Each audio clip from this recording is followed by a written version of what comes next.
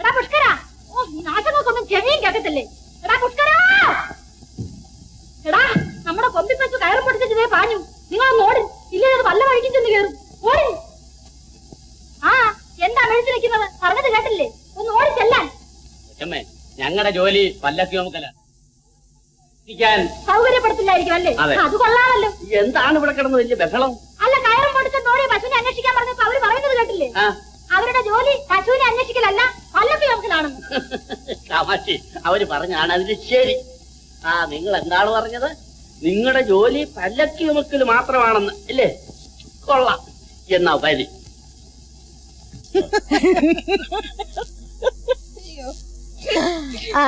ഞാന് ആദ്യമായിട്ട് ഏത് വർഷമാ സിനിമയിൽ അഭിനയിച്ചെന്ന് ചേച്ചിക്ക് അറിയാമോ? 1953 ആ 53. ചേച്ചി ആദ്യമായിട്ട് അഭിനയിച്ച ഏത് പടമാന്ന് പറയാമോ? ഞാൻ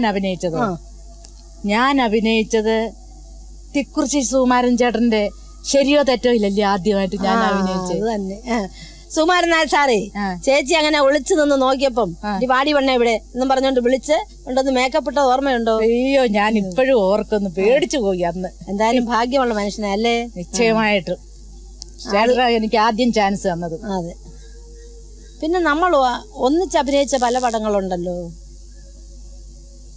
കൊടിയേറ്റം, ചെമ്മീന്, കരകാണാക്കടല്, പിന്നെ വേറെ ഒത്തിരി പടങ്ങളുണ്ട്. എല്ലാം എനിക്ക് ഓർമ്മയില്ല. ഞാൻ മദ്രാസിൽ പോയി ആദ്യമായിട്ട് അഭിനയിച്ചത് രാമു കാര്യായിട്ട് ഡയറക്റ്റ് ചെയ്ത മുടിയനായ പുത്രൻ. പിന്നെ പി ഭാസ്കരൻ മാഷട് ഡയറക്റ്റ് ചെയ്ത പിന്നെ ഭാഗ്യജാതകം, ഗുരുക്ഷേത്രം, ഒരുപാട് പടങ്ങൾ ഭാസ്കരൻ മാഷയുടെ ഞാൻ വർക്ക് ചെയ്തിട്ടുണ്ട്. നീ ഭാസ്കരൻ മാഷയുടെ കൂടെ വർക്ക് ചെയ്തിട്ടുണ്ടോ? ഉണ്ടോ? നല്ല മനുഷ്യനാണ്, നല്ല മനുഷ്യൻ. നമ്മുടെ ശ്രീകുമാരൻ തമ്പി സാറിന്റെ പടത്തിൽ നീ വർക്ക് ചെയ്തിട്ടുണ്ടോ? ഇല്ല. ഞാൻ വർക്ക് ചെയ്തിട്ടുണ്ട്. മാളിക പണിയുന്നവര്, പിന്നെ ഒരുപാട് ഓർമ്മ നിൽക്കുന്നില്ല, ഒരുപാട് പടം വർക്ക് ചെയ്തിട്ടുണ്ട്. കൊച്ചുതമ്മാടി പോയി കിടക്കുക അവന്റെ അമ്മയുടെ 16 അടിയന്തരത്തിന്. ഇനി വരട്ടെ, ഞാൻ അവനെ ഇന്ന് ശരിയാക്കും.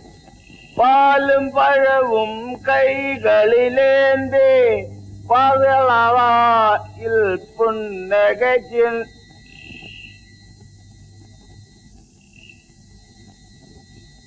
അമ്മേ, ഇങ്ങനെ കുടിച്ച് ചാകാറാ തന്തയില്ലാത്തവന്. വാ, ഇന്ന് നീ ഒന്നും കഴിക്കണ്ട, എല്ലാം കൂടെ അങ്ങ് മേപ്പെട്ടെടുക്കും. അമ്മ ചോറുണ്ടോ?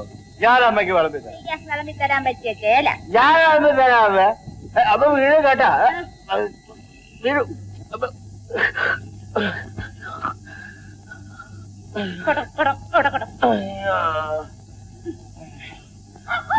അറിയിക്കണം, ഇല്ലെങ്കിൽ തുഞ്ചാനി വെട്ടി പുറം വഴിയാനായിരിക്കും. നമസ്കാരം. ആ കഥ അടച്ചേക്കണം കേട്ടാ. നിനക്ക് വയറ് നിറയാൻ മാത്രമൊന്നുമില്ല. കുട്ടപ്പന്റെ കല്യാണത്തിന് നിനക്ക് വയറ് നിറച്ച് ചോറ് തരാം. കുട്ടപ്പന്റെ കല്യാണം തീരുമാനിച്ചോ അമ്മേ? അതൊന്നേ തീരുമാനിച്ചതാ. കല്യാണി കുട്ടപ്പനും കുട്ടപ്പൻ കല്യാണിക്കും ഉള്ളതാ. നീ എന്താടാ ഇങ്ങനെ തെണ്ടി തിരിഞ്ഞ് നടക്കുന്നത്? നിനക്കൊരു വീടും കൂടി വേണ്ടേ? അയ്യോ, ഇത് തന്നെ ചേലി തന്നെ. ഞാൻ കല്യാണം കഴിച്ചിട്ട് കൊല്ലം 4 ആയില്ലയോ? അയ്യോടാ, എന്നിട്ടാണോ ഇങ്ങനെ നടക്കുന്നത്? അവര് ഷാപ്പിലാ. ഒരു ദിവസം പുഷ്പാങ്കര മുതലാളി ഷാപ്പിലോട്ട് വിളിച്ചു സൗരാമിനെ കാണാൻ. ഞാൻ വിചാരിച്ചു ചോറുണ്ണാനായിരിക്കുമെന്ന്. സൗരാമിനിയെ വിളിച്ച് എന്നെ കാണിച്ചു കൊടുത്തു. ഞാൻ വിചാരി ഇപ്പൊ ചോറ് വിളമ്പുവെന്ന്. പിന്നെ ഉപ്പാങ്കര മുതലാളി കറുത്ത കലയുള്ളൊരു മുണ്ടെടുത്ത് എന്റെ കയ്യിലോട്ട് തന്നു. ഇതവക്ക് കൊടുക്കണോ എന്ന് പറഞ്ഞു. ചോറുണ്ണാമല്ലോ എന്ന് വിചാരിച്ച് ഞാനങ്ങ് കൊടുത്തു. അത് കഴിഞ്ഞപ്പം പറയാവാ, സൗദാമിനി എന്റെ പെമ്പറന്നോടാണെന്ന്.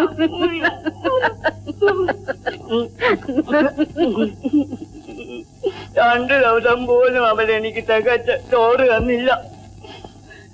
കുറെ ദിവസം കഴിഞ്ഞപ്പോഴേ സൗദാമിനിയുടെ വയറ് വീർത്ത് വീർത്ത് വന്നു. ഞാനങ്ങ് പേടിച്ചു പോയോ. പിന്നെ നീ എന്ത് ചെയ്തു? ആദ്യം അടൂരിന്ന് ആദ്യമായിട്ടൊരു സിനിമാ താരം ഉണ്ടായത് ആരാ? അത് പറ. അത് നീയാ? ആണോ? ആ. പിന്നെ ആണോ ഈ അടൂർ ഭാസിയും അടൂർ ഗോപാലകൃഷ്ണനും എല്ലാവരും ഉണ്ടായത്? അടൂർ ഭവാനിയല്ല? അയ്യോ, അടൂർ ഗോപാലകൃഷ്ണൻ പിന്നെ അഭിനയിക്കാൻ വന്നല്ല, ഡയറക്ടറാ. എന്തും ആയിക്കോട്ടെ, അടൂരിന് പേരുണ്ടാക്കിയത് ആരാ? ആരാ അടൂറിന് പേരുണ്ടാക്കിയത്? അടൂറിന് നീ പോയെങ്കിലും പേരുണ്ടാക്കിയത് എല്ലാരും കൂടെ വന്നപ്പോ അതൊരു പേരായി. അടൂർ പങ്കജം അതിന് ശേഷമാണ് അടൂർ ഭവാനി, അടൂർ ഗോപാലകൃഷ്ണൻ, അടൂർ ബാസി ഇവരൊക്കെ വന്നത്. ഞാൻ സിനിമാ ലൈനിൽ വന്ന് 10 വർഷം കഴിഞ്ഞാണ് നിങ്ങൾ എല്ലാവരും വന്നതാന്നോ? അയ്യോ, ഞാൻ 10 വർഷമൊന്നും ആയില്ല, ഞാൻ വന്നു. 10 വർഷമൊന്നും ആയില്ല. പക്ഷെ ഗോപാലകൃഷ്ണനും ബാസിയും ഭവാനിയും അങ്ങനെ ഓരോ വ്യക്തികൾ വന്നപ്പോഴാണ് അടൂർ എടുത്തറിയുന്നത്. പിന്നെ അതിന് മുമ്പൊക്കെ മദ്രാസിൽ ചെന്നാലേ അടൂരേക്ക് ഒരു കാള് പൊക്കിയാണ്. അരൂരാ? എന്താ ഊരാ അത് தெரியாതെ എന്ന് മദ്രാസിലുള്ളവർ ചോദിക്കുമായിരുന്നു. ഇന്നതല്ല, അടൂരെന്ന് പറഞ്ഞാൽ ഏത് വേൾഡിൽ എവിടെ പോയാലും കാണാതറിയാം അടൂര്. അടൂർ ഭവാനിയാണോ, അടൂർ പങ്കജാണോ, അടൂർ ബാസിയുടെ സ്ഥലമല്ലേ? ഇപ്പൊ അടൂർ ഗോപാലകൃഷ്ണന്റെ സ്ഥലവും കൂടെ ആണെന്ന് ജനങ്ങൾക്കൊരു പ്രത്യേക മതിപ്പുണ്ട്. അതിരിക്കട്ടെ, ചേച്ചി ഏറ്റവും ഇഷ്ടപ്പെടുന്ന ഡയറക്ടർ ആരാ? ഞാൻ എല്ലാവരും ഇഷ്ടപ്പെടുന്നുണ്ട്. പിന്നെ എന്റെ നാട്ടുകാരനായപ്പം ഗോപാലകൃഷ്ണനെ കുറച്ച് കൂടുതൽ ഇഷ്ടപ്പെടുന്നുണ്ട്, അതേ ഉള്ളൂ. ഞാനും അദ്ദേഹത്തെ വളരെ ഇഷ്ടപ്പെടുന്നു. അതിരിക്കട്ടെ, ചേച്ചിക്ക് സിനിമയിൽ അഭിനയിക്കുന്നതാണോ ഇഷ്ടം അതോ നാടകത്തിൽ അഭിനയിക്കുന്നതാണോ? രണ്ടും ഇഷ്ടമാണ്. പക്ഷേ കുറച്ചുകൂടെ നാടകം അഭിനയിക്കുന്നതാണ് ഇഷ്ടം. അതെന്താ? സിനിമയിലാവുമ്പോൾ നാടകത്തിൽ അഭിനയിക്കുന്നതിന്റെ അത്രയും സ്വാതന്ത്ര്യമായിട്ട് അഭിനയിക്കാൻ പറ്റില്ല. നല്ല റോളുകൾ ഒട്ട് കിട്ടുകയുമില്ല. അത് ഇപ്പൊ തീരെയുമില്ല. അത് ശരിയാ. പക്ഷെ എനിക്ക് കൂടുതൽ ഇഷ്ടം നാടകത്തിൽ അഭിനയിക്കുന്നതാണ്. അതുകൊണ്ടാ കുറച്ചു നാൾ ഞാൻ സിനിമയിൽ നിന്ന് വിട്ടുനിന്നത്. എന്നെ സിനിമയിൽ ചില ചെറിയ ചെറിയ വേഷങ്ങൾക്ക് മാത്രമേ വിളിച്ചിരുന്നുള്ളൂ. നാടകത്തിലാകുമ്പോൾ സ്വാതന്ത്ര്യമായിട്ട് നമുക്ക് നല്ല റോളുകൾ എടുത്ത് അഭിനയിക്കാം. ആരുടെയും മരുതിക്ക് നിൽക്കേണ്ട, ആരുടെയും കോൾ ഷീറ്റിന് നമ്മൾ കാത്തുകിടക്കുകയും വേണ്ട. അതുകൊണ്ടാണ് ഞാൻ കൂടുതലും നാടകത്തെ ഇഷ്ടപ്പെടുന്നത്. വല്ലതും കാലമായോ? ഇരിക്കണം, ഇപ്പൊ കൊണ്ടുവരാം.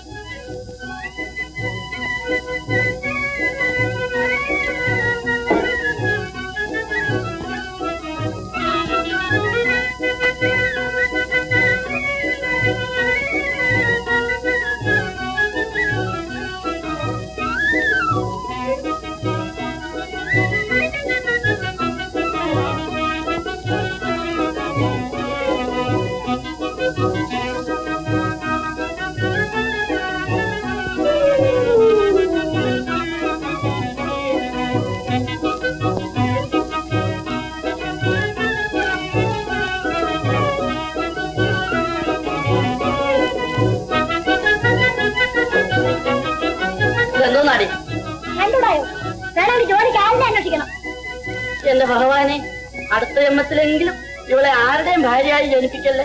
ഇല്ലേ, എനിക്ക് ശാപം കെട്ടോണ്ടിരിക്കാനുള്ള നേരം. എത്ര നാളോട് പറയുന്ന ഒരാളിനെ വിളിച്ചോണ്ട് വരാൻ? എനിക്ക് സൗകര്യമില്ലടി. നീ ആരാടി ചോദിക്കാൻ? എന്നാൽ എനിക്ക് ഇഷ്ടമുള്ളവരെ വിളിച്ച് എന്നോട് താമസിപ്പിക്കും. ഈ വീട്ടിലോ? അതെ, എന്നെ കാണാൻ നിങ്ങളുടെ സമ്പാദ്യമൊക്കെ. ശിവനെ, ഇവളെന്നെ മുടിപ്പിക്കും. പണം ഇങ്ങനെ പെട്ടിക്കകത്ത് വെച്ച് കണ്ടോണ്ടിരിക്കാനുള്ളതല്ല. കയ്യിലെത്തോളം സുഖമായിട്ട് ജീവിക്കണം. ഇല്ലെങ്കിൽ അത് മുഴുക്കെ ഞാൻ ചെലവാക്കും. അറിയാമോ? അറിയാം. നീ ആരെ വേണമെങ്കിലും വിളിച്ചു നിർത്തിക്കും. പക്ഷെ ഒരു കാര്യം, ഉറക്കത്തിൽ എന്റെ ജീവഹാനി വെച്ചേക്കരുത്. നാടൻ പഠിക്കുന്നു. ഇപ്പഴാ ഉടലോടെ സ്വർഗത്ത് പോകും. ശല്യപ്പെടുത്താതെ, മന്ത്രം തെറ്റിയാൽ ആകാശം വിടിഞ്ഞ് വീഴും. ആ തെരുവിൽ ഒരു സ്ത്രീ അടിക്കാൻ കൊണ്ട് നടക്കുന്നു. എന്ന് വാങ്ങിക്കൊണ്ട് വരണം. അത് ഈ മുഹൂർത്തത്തിൽ വേണോ? 2-3 ദിവസം കഴിയട്ടെ. ഇപ്പൊ തന്നെ വേണം. പോകോ? ഭയപ്പെടുത്താതെ. എന്നാ ഞാൻ പോയി വാങ്ങിച്ചോണ്ട് വരാം. നീ ഇവിടുന്ന് പോകും? പോകും. തീർച്ച. എന്നാ ഞാൻ പോയി വിളിച്ചോണ്ട് വരാം. എന്ത് വിലയാണേലും വാങ്ങിച്ചോണം കേട്ടോ. അതല്ല, അവിടെ ചെന്നിട്ട് നീ ആ കൊടയും മടിയും എടുത്തോണ്ടോ.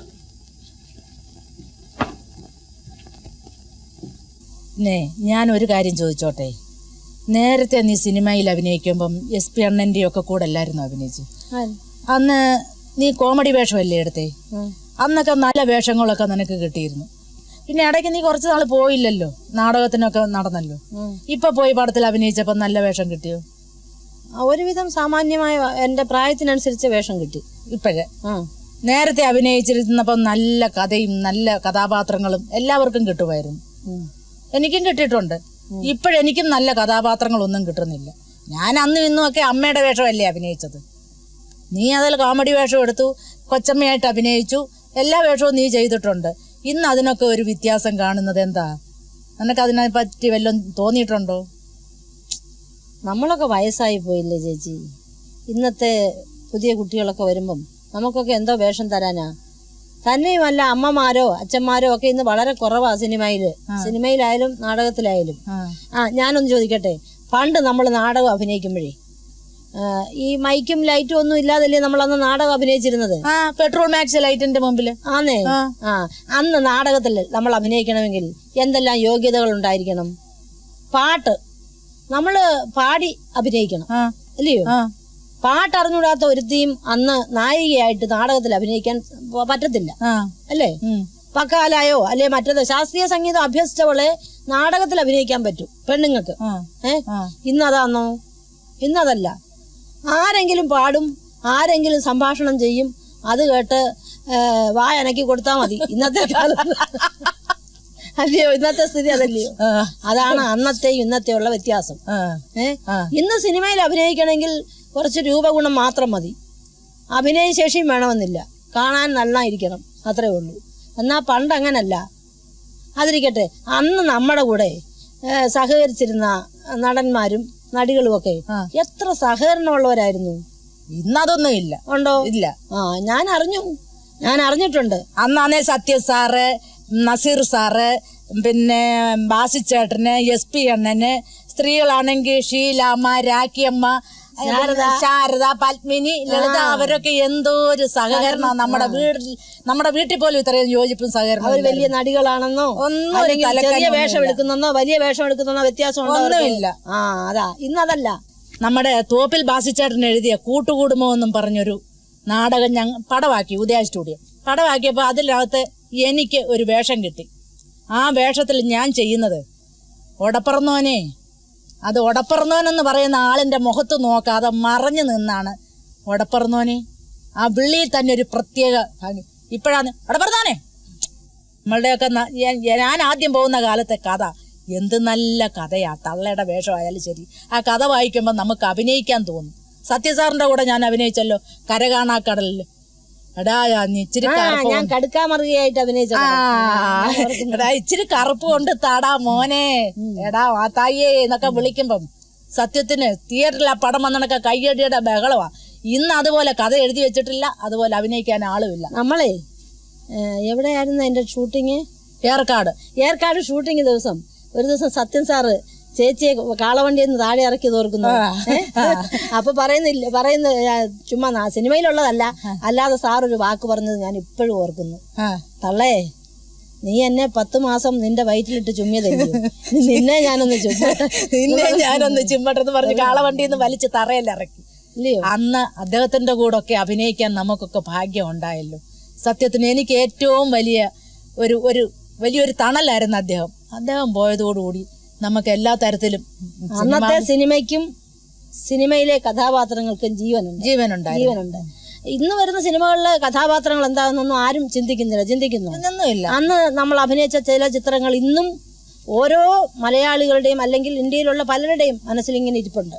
നമ്മുടെ ചെമ്മീനിലെ ചേച്ചി ഓർക്കുന്നു, ചക്കിയും നല്ല പെണ്ണ് പാടിയ പാട്ട്, പെണ്ണാളേ പെണ്ണാളേ കരിമീൻ കണ്ണാളേ കണ്ണാളേ, ഓർക്കുന്നുണ്ട്.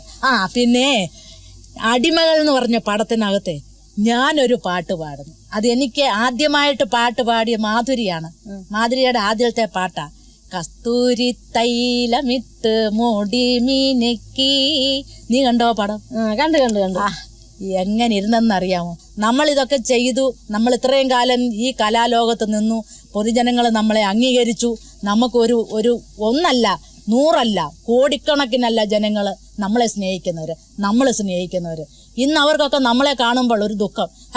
എന്താ ഇപ്പൊ പടമില്ലയോ, ഇപ്പൊ അതില്ലേ, ഇപ്പൊ എന്താ ചോദിന് അഭിനയിക്കാത്തെ? ഇപ്പൊ നാടകത്തിലൊക്കെ വരുമ്പോ നമ്മൾ ഓരോ സ്ഥലത്ത് ചെല്ലുമ്പോ ജനങ്ങൾ അങ്ങ് എന്തിനാ തടിച്ചു കൂടുന്നത്?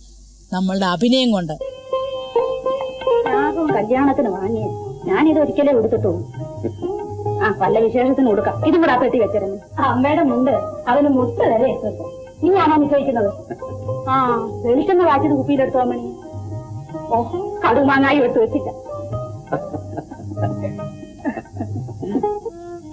രാഘവ ഉണ്ണിയോടും അമ്മണിയോടും പറയണ്ട, അവര് പരിഭ്രമിക്കും. പേടിക്കാനൊന്നുമില്ല അമ്മേ. അമ്മ എന്തിനാ ഓരോന്ന് വിചാരിക്കുന്നത്? അമ്മയ്ക്ക് പഠിപ്പ് ഇംഗ്ലീഷും ഒന്നും അറിയാൻ വയ്യായെങ്കിലും ഇതൊക്കെ മനസ്സിലാവും. ഡോക്ടർ പറഞ്ഞത് എന്താ? ഒന്നുമില്ലാന്ന്. ചോലയിലെ വല്യമ്മ മരിച്ചത് ക്യാൻസർ കൊണ്ടല്ലേ?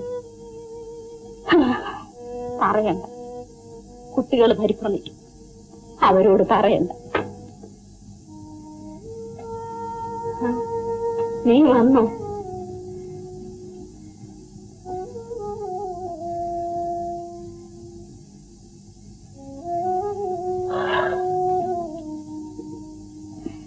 ചന്ദ്രൻ പറഞ്ഞു നിന്നെ പേടിപ്പിച്ചു അല്ലേ? അത്രയ്ക്കൊന്നുമില്ല. നീ എന്തിനപ്പോഴേക്കും ലീവ് എടുത്ത് ഓടിപ്പടഞ്ഞു വന്നു? അടുക്കളയിൽ ഇപ്പൊ പണിക്കൊരു തള്ളയുണ്ട്. പോയിട്ട് എന്തെങ്കിലും വാങ്ങിക്കഴിക്കും. കഴിച്ചോളൂ. യാത്ര ചെയ്ത് ക്ഷീണിച്ചു വന്നതല്ലേ, ചെല്ല. അമ്മണിക്കും കൂടെ എഴുതണ്ടാന്ന് ഞാൻ പറഞ്ഞു. അവൾക്കവിടെ എന്നും ശുശ്രൂഷയാണ് യോഗം. അതിന്റെ കൂടെ ഇതും വേണം. ചെന്ന് വല്ലതും കഴിക്കും. ദുഃഖിച്ചു കിടക്കാൻ അമ്മ മരിക്കാൻ കിടക്കുകയാണ്.